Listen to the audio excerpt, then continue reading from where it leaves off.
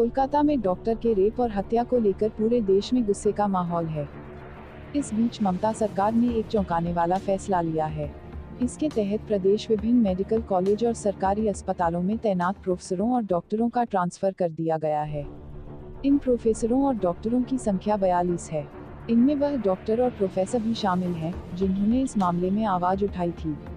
जिस RG Kar medical college में trainee doctor का रेप और मर्डर हुआ, वहां के भी 2 प्रोफेसर डॉक्टरों का नाम तबादला सूची में शामिल है। इस केस को लेकर प्रोटेस्ट कर रहे डॉक्टरों ने इस ट्रांसफर के पीछे साजिश की आशंका जताई है। ममता सरकार ने यह स्पष्ट नहीं किया है कि आखिर इतने बड़े पैमाने पर तबादले क्यों किए गए हैं।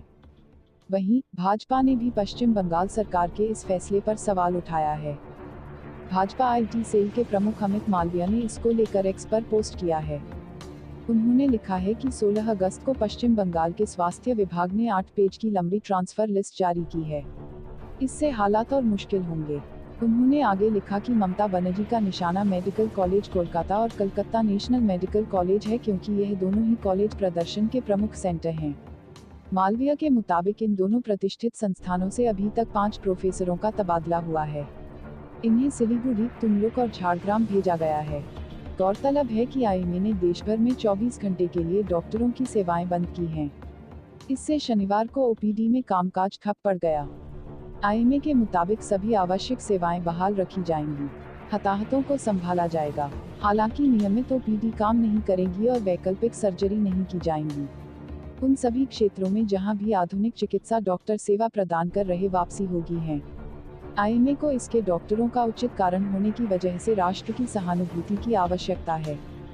इस घटना को लेकर आगरा शहर में भी अधिवक्ताओं में एवं समाजसेवियों में भी आक्रोश का माहौल बना हुआ है, जिसके चलते हुए सभी लोगों ने ऐसे दरिंदों के खिलाफ सख्त से सख्त कार्रवाई करने की बात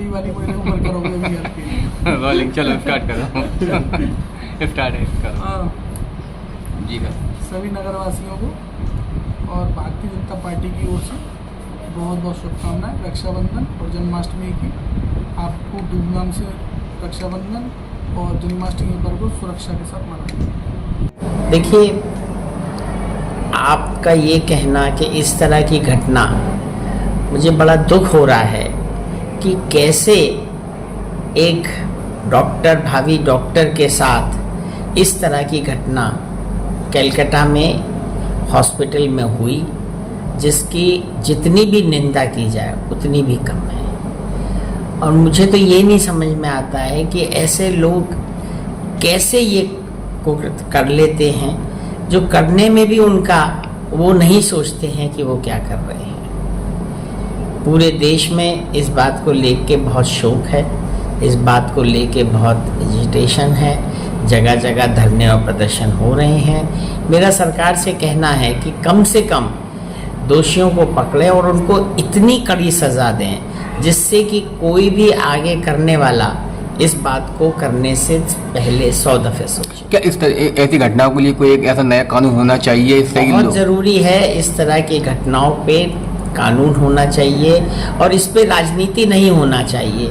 फौरन ही हाईएस्ट अथॉरिटी के साथ इसका वो होना चाहिए और जो दोषी हैं उनको पकड़ना चाहिए और पकड़ के उनके दोषियों के से इस तरह की कार्रवाई होनी चाहिए कि आने वाले समय में कोई भी इस तरह का कुकृत्य करने से पहले सोचे। देखिए, मैं उनके परिवार को, उनके सब लोगों को बहुत बहुत अपनी तरफ से श्रद्धांजलि अर्पित करता हूँ।